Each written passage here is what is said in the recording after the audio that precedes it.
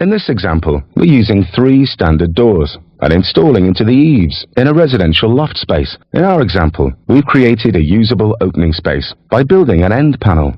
The first stage of any installation is to measure the opening width. Here, we're measuring the width of the opening across the floor and at the ceiling, where the top track will go. Your walls may not be completely square, so it's very important to measure accurately. Then, measure the height of the opening at both ends and in the center, as your ceiling and floor may not be exactly parallel. Taking the measurement at the ceiling, cut the top track to this size, less a couple of millimeters, so you can easily fit it in. A handy tip for cutting is to use the actual packaging the track comes in. Rest the track on the box whilst cutting to size. This stops it bending while you're cutting. Because this is a fairly wide installation, you'll need an extra pair of hands to help you fit the top track into position using the appropriate fixings.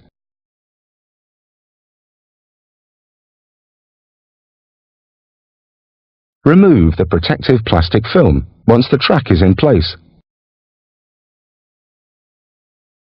Now, measure the opening width again between both walls, less a couple of millimeters to allow easy fitting. Do not fix the bottom track to the floor yet.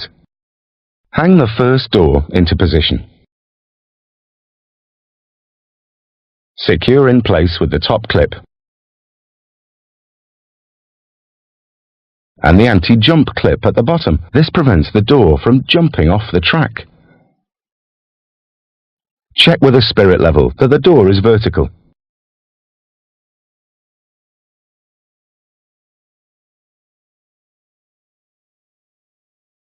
And then fix the bottom track to the floor.